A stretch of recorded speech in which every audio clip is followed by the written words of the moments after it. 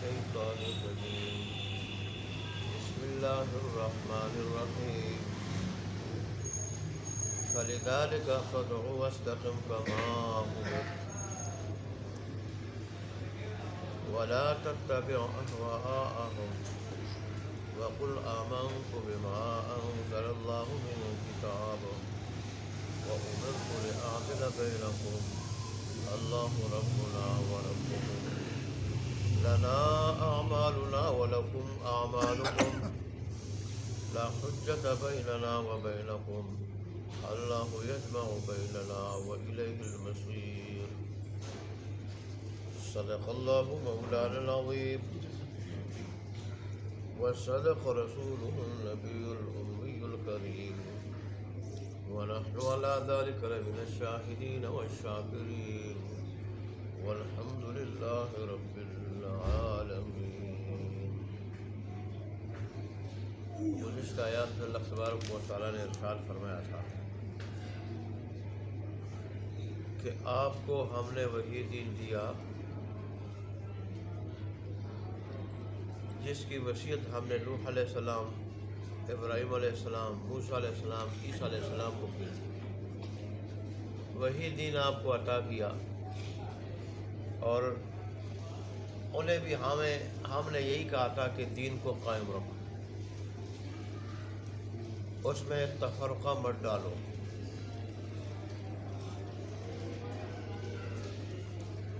یہ نہ ہو کہ کوئی مانے کوئی نہ مانے، یا بعض کو مانے، دین کا بعض حصہ مانے اور بعض حصے کو نہ مانے۔ پورے کے پورے دین کو مانو۔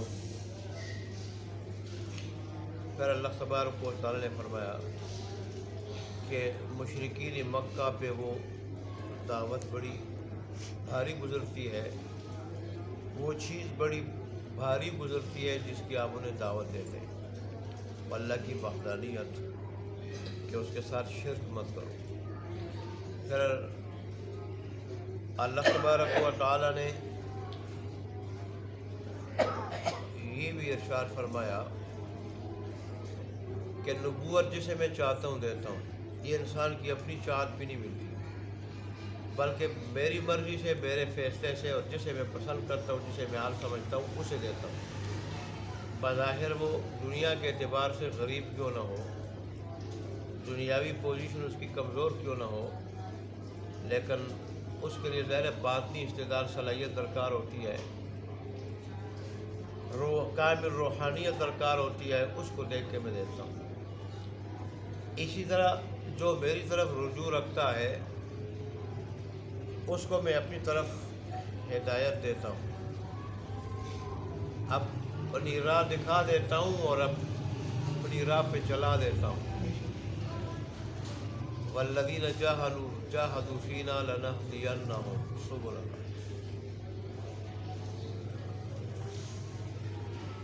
جو لوگ ہمارے راستے پہ چلنے کی کوشش کرتے ہیں، ہماری طرف آنے کی کوشش کرتے ہیں، ہم انہیں وہ اپنے راستے، ہدایت کے راستے، وہ ہمیں کیا کر دیتے ہیں؟ دکھا دیتے ہیں، ان پہ چلا دیتے ہیں، ان کو دکھا بھی دیتے ہیں، چلا بھی دیتے ہیں۔ پھر اللہ تبارک و تعالیٰ نے فرمایا کہ سابقہ جو لوگ جنہوں نے دین میں تفرقہ ڈالا، ان کے پاس علم آنے کے بعد انہوں نے تفرقہ ڈالا، اور اگر اللہ تبارک و تعالیٰ کی طرف سے ایک بات پیش کرنا ہوتی پہلے سے کہ میں نے قطعی فیصلہ قیامت کے دن کرنا ہے، تو ان لوگوں کے درمیان دنیا میں فیصلہ ہو جاتا، ان کو ختم کر دیا جاتا، قصہ تمام کر دیا جاتا۔ اب جن کو کتاب ملی ہے قرآن مجید، اللہ نے فرمایا یہ بھی شک میں پڑے ہوئے ہیں اس سے۔ گزشتہ آیات میں جو اللہ نے فرمایا تھا کہ آپ کو ہم نے وہی دین دیا جو نوح علیہ السلام کو دیا، ابراہیم علیہ السلام کو دیا، موسیٰ علیہ السلام کو دیا، عیسیٰ علیہ السلام کو دیا، وہ عظیم الشان دین ہم نے آپ کو دیا۔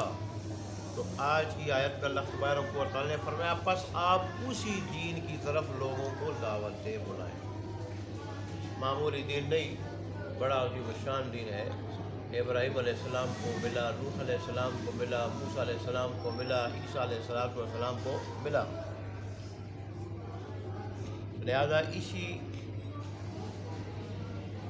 دین کی طرف لوگوں کو دعوت دیں۔ بلکہ دوسرے الفاظ میں یوں کہوں کہ آج کی آیت میں ایک آیت ہے، مختصر سی آیت ہے، اس میں اللہ تبارک و تعالیٰ نے دین اسلام کے زرعی 10 اصول بتائے ہیں۔ دین اسلام کے زرعی 10 اصول بتائے ہیں اس مختصر آیت میں۔ پہلا اصول کیا ہے؟ دعوت الی القرآن ہے۔ دعوت الی کہ لوگوں کو قرآن کی طرف بلایا۔ جو قرآن کی طرف آ جائے گا اور قرآن سن لے گا، قرآن اس کے دل و دماغ میں اتر جائے گا، قرآن کو مان جائے گا، اس پہ ایمان لے آئے گا، اس کی دنیا آخرت دونوں بن جائیں گی، دونوں بن جائے گی۔ قرآن دلوں میں انقلاب برپا کرنے والی کتاب، دلوں کا زنگ اتارنے والی کتاب ہے۔ جیسے رسول نے فرمایا ہر چیز کو زنگ لگ جاتی ہے اور پھر اس زنگ کو دور کرنے کے لیے بھٹی ہوتی ہے۔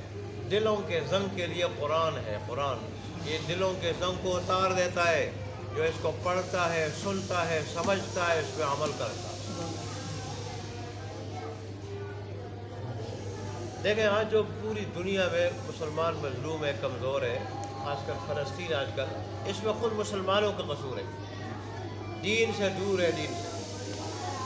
یہی فلسطین ہے کہ ادھر مرد اور عورتوں کے آپس میں مشاعرے ہوتے تھے، مشاعرے، اشعار پڑھتے تھے، اشعار، عشقی اشعار پڑھتے تھے، اور مرد اور عورت ایک دوسرے کے عشقی اشعار کا جواب دیتے تھے۔ عورتیں بھی پینٹ پہنتی، پینٹ، سروں پہ دوپٹہ کوئی نہیں، جیسے مرد ہو۔ یہ حالت تھی، دین سے اس قدر دور تھے، تو آج ان کی حالت کیا بنی ہوئی ہے؟ حالت کیا بنی ہے؟ اللہ تبارک و تعالیٰ جب کسی کی مدد کرنا چاہے، اس کو اس میں غیرت ایمانی ہو، غیرت ایمانی دین ہو، اللہ اس کی طرف سے مدد ہوتی ہے تو اللہ ان کو جو ہے نا دل دے دیتا ہے، بہادری دے دیتا ہے، حوصلہ دے دیتا ہے، ہمت دے دیتا ہے، اور پھر وہ طالبان کی طرح 57 یا اس سے زیادہ ملکوں سے جنگ کے لیے تیار ہو جاتا ہے۔ اور آج کہتے ہیں اسرائیل کے ساتھ امریکہ ہے، ایک امریکہ ہے، اس وقت امریکہ سمیت اور بہت سارے 54 یا 57 ممالک تھے، سپر پاور، لیکن ان افغانیوں نے، طالبان نے، مدرسے کے لوگ سے کوئی بڑے پائلٹ یا اتنے بڑے ہنر جاننے والے نہیں تھے، غیرت ایمانی تھی ان میں، سب کو گھٹنے ٹیکنے کے پہ مجبور کر دیا۔ اور آج اگر کامیاب حکومت ہے تو طالبان کی حکومت ہے۔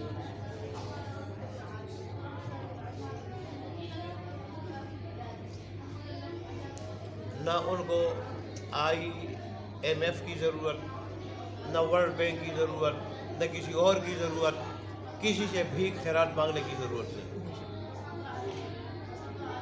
حالانکہ کتنا عرصہ وہ لڑتے رہے، کتنا عرصہ، 40 سال یا 60 سال وہ لڑتے رہے، پہلے روس کے ساتھ، 15-20 سال روس کے ساتھ لڑتے رہے، اور یہ ابھی تک لڑ رہے ہیں، ابھی تک لڑتے رہے، ابھی تک 30-40 سال تو یہ ہمارے سامنے۔ اس سے پہلے کتنے محاذ جو ہے نا وہ انہوں نے سرد کیے ہیں، لیکن جب دین ہے، غیرت ایمانی ہے، تو آج ان کی کامیاب حکومت ہے اور ان کو کسی سے بھیک مانگنے کی ضرورت نہیں۔ بات اصل کیا ہے؟ اللہ نے انسان کی کامیابی کے لیے کہ وہ دنیا آخرت دونوں میں کامیاب ہو، دنیا میں عزت کی زندگی، سکون کی زندگی، غلبے کی زندگی، شان و شوکت کی زندگی، حکمرانی کی زندگی وہ گزار سکے، اور آخرت میں پھر دائمی راحت والے مقام جنت پہ پہنچ سکے۔ اس کے لیے اللہ نے اگر کوئی اصول دیا ہے، ضابطہ حیات دیا ہے، وہ قرآن کی شکل میں۔ اس لیے اللہ نے اس مختصر آیات میں دین اسلام کے جو زرعی 10 اصول دیے ہیں، ان میں پہلا اصول ہے دعوت الی القرآن۔ آپ قرآن کی طرف دعوت دیں میرے حبیب، لوگ قرآن کی طرف آ جائیں، قرآن کو مان جائیں، اس کو سمجھ جائیں، اس پہ عمل پیرا ہو جائیں، تو خود بخود ان کی ساری پریشانیاں دور ہو جائیں۔ غلط فہمیاں ہر چیز دور ہو جائے گی۔ پہلا اصول یہ ہے دعوت الی القرآن، قرآن کی طرف دعوت ہو۔ دوسرا اصول دین پہ استقامت ہے، دین پہ استقامت۔ یہ استقامت بہت، جہاں یہ بڑی چیز ہے، کمال والی چیز ہے، اور اسی سے انسان کی دنیا آخرت دونوں کی ساری مشکلات حل ہوتی ہیں، کامیابی ملتی ہے، وہاں یہ مشکل بھی ہے۔ سورہ ہود میں جب اللہ تبارک و تعالیٰ نے اپنے حبیب کو فرمایا کہ آپ بھی اور آپ کے ماننے والے بھی دین پہ استقامت سے رہے، ثابت قدم رہے، رسول اللہ صلی اللہ علیہ وآلہ اور حد سے تجاوز مت کرے۔ رسول اللہ صلی اللہ علیہ وسلم فرمایا کرتے تھے مجھے سورہ ہود کی اس آیت نے بوڑھا کر دیا، بوڑھا کر دیا۔ اللہ فرمایا جیسے تمہیں حکم مل رہا ہے ایسے ہی دین پہ استقامت کرو۔ اور حامیم السجدہ میں گزر چکا ہے، اللہ نے فرمایا تھا ان الذین قالوا ربنا اللہ ثم استقاموا، جو کہ رب ہمارا کیا ہے؟ اللہ ہے۔ ایمان لے آئے اللہ کی ربوبیت پہ، وحدانیت پہ، قرآن پہ، دین اسلام پہ، اور پھر اس پہ ثابت قدم رہے، پھر اللہ فرشتے اتارتا ہے اور فرشتے نے کہتے ہیں کہ غم مت کھاؤ، غم مت کھاؤ، تم غمگین مت ہو اور نہ ڈرو کسی چیز سے، دنیا آخرت دونوں تمہاری، موت کے وقت بھی تمہارے مزے، قبر میں، محشر میں، آخرت میں تمہارے مزے۔ اس لیے یہاں پہ دوسرا اصول اللہ تبارک و تعالیٰ نے دیا کیا؟ دین پہ استقامت۔ اس سے کہا جاتا ہے ولایت کے لیے کرامت ضروری نہیں، لیکن ولایت کے لیے استقامت ضروری ہے۔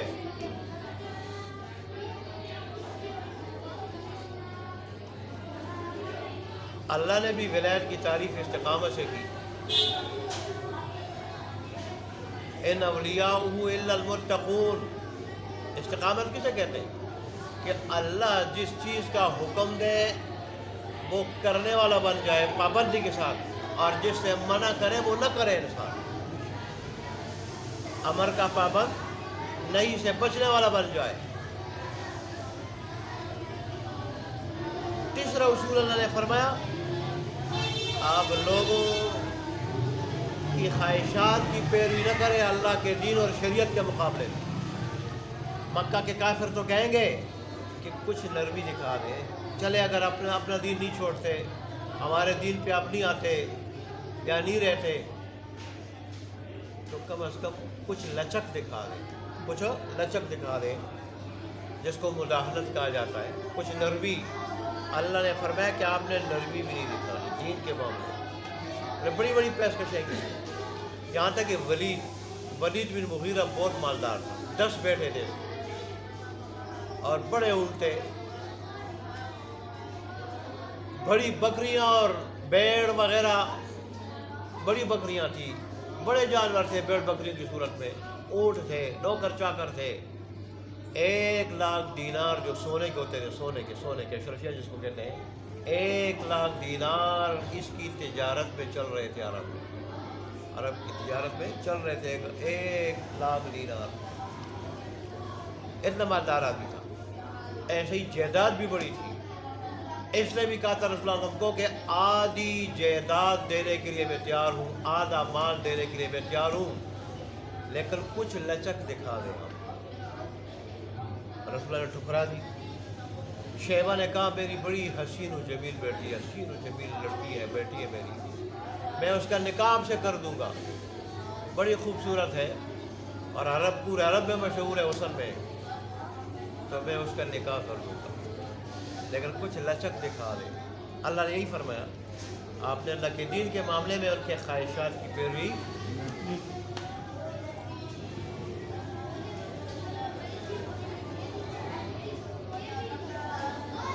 یہ تیسرا اصول ہو گیا۔ چوتھا اصول، اللہ نے جتنی کتابیں نازل کی ہیں ساری کتابوں پہ ایمان، ساری کی ساری کتابوں پہ ایمان۔ اللہ نے سابقہ انبیاء پہ جو بھی وہی بھیجی ہے اور جو کتابیں نازل کی ہیں اس پہ میرا ایمان۔ ایمان کے ضروری ہے کہ فرشتوں پر، انبیاء پر، کتابوں پہ ایمان۔ اور پانچواں اصول اللہ تبارک و تعالیٰ نے یہ دیا، پانچواں اصول کہ مجھے تمہارے درمیان عدل کرنے کا حکم، عدل کرنے کا، انصاف کرنے کا۔ عدل ایسی چیز ہے کہ اس کے بغیر امن قائم نہیں ہو سکتا، عدل کے بغیر امن قائم نہیں ہو سکتا۔ اس لیے رسول اللہ صلی اللہ علیہ وآلہ وسلم نے فرمایا 3 چیزیں نجات دینے والی، ہلاکت سے، نقصان سے نجات دینے والی، اور 3 چیزیں ہلاک کرنے والی۔ نجات دینے والی کون سی چیز ہے؟ نجات دینے والی پہلی چیز وہ عدل ہے، انصاف۔ فرمایا ابو بھی العدل فی الرضا والغضب، خوشی اور غصے دونوں حالتوں میں عدل و انصاف سے کام لینا۔ عدل و انصاف کا دامن تھامے رکھنا، خوشی ہو یا کیا ہو، غصہ ہو، انسان رضا کی حالت میں ہو، خوشی کی حالت میں، غصے کی حالت میں۔ اور دوسری چیز نجات دینے والی القصد فی الغنا والفقر، آسودگی میں، تنگ دستی میں میان روی سے کام لینا، درمیانہ چال چلنا، نہ اتنا زیادہ خرچ کرنا کہ محتاج ہو کے بیٹھ جائے، اور نہ اتنا بخل سے کام لینا کہ اپنی ذات پہ، اہل و عیال پہ اور محتاجوں کو جاننے کے باوجود، دیکھنے کے باوجود کیا کرے؟ مال ہونے کے باوجود خرچ نہ کرے۔ تنگ دستی ہو یا آسودگی ہو، میان روی سے انسان کو کیا کرنا چاہیے؟ کام لینا چاہیے۔ وہ ہمارے محاورے میں کہا تھا کہ جتنی چادر اتنے جو ہے پاؤں پھیلانے چاہیے۔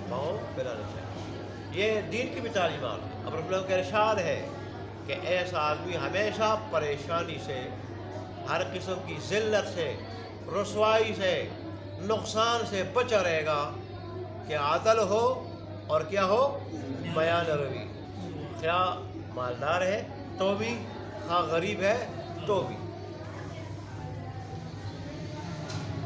اور تیسری چیز خشیت اللہ فی السر والعلانیہ، ظاہر و باطن میں اللہ تبارک و تعالیٰ سے ڈرنا، اللہ تبارک و تعالیٰ کا خوف رکھنا، ظاہر و باطن میں خوف خدا پیش نظر رکھنا۔ یہ 3 چیزیں جس میں ہوگی نجات پائے گا، کبھی ہلاک نہیں ہوگا، نہ دنیا میں نہ آخرت میں۔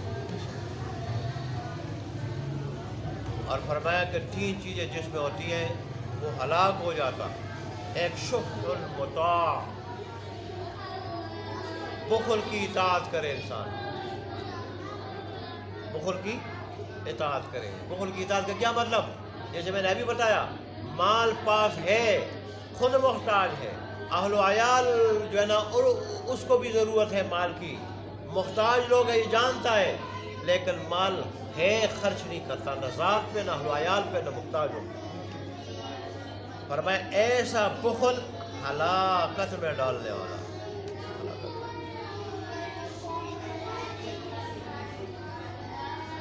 ایسے ہی ہون متبعاً، خواہشات کی پیروی کرنا، شریعت کے مقابلے میں خواہشات کی پیروی کرنا۔ ایک طرف شریعت کا حکم ہے اور دوسری طرف جو ہے نا، دوسری طرف رسم و رواج ہے، برادرانہ، علاقائی، ملکی رسم و رواج ہے۔ شریعت کا حکم ہے کہ مجھے پورا کرو، لیکن یہ کہتے ہیں کہ ناک کٹ جائے گی، لوگ کیا کہیں گے، یہ رسم و رواج کیا کرتا ہے، اس پہ چلتا ہے، شریعت کو چھوڑ دیتا ہے۔ شریعت کہتی ہے نماز پڑھو، نفس کہتے ہے سو جاؤ۔ رات کو شریعت کا حکم ہے سو جاؤ، کہ تہجد کے لیے اٹھ جاؤ، جلدی سو جاؤ۔ نفس کہتا ہے کہ ٹچ موبائل دیکھو، اس پہ فلمیں دیکھو، گانے سنو۔ یہ یہاں پہ کیا کرتا ہے، نفس کو خوش کر لیتا ہے، شریعت کے حکم کو پس پش ڈال دیتا ہے۔ یہ چیز ہلاکت میں ڈالنے والی ہے۔ ساری رات ٹچ موبائل دیکھے گا تو پھر نماز کے لیے کیسے آئے گا یہ؟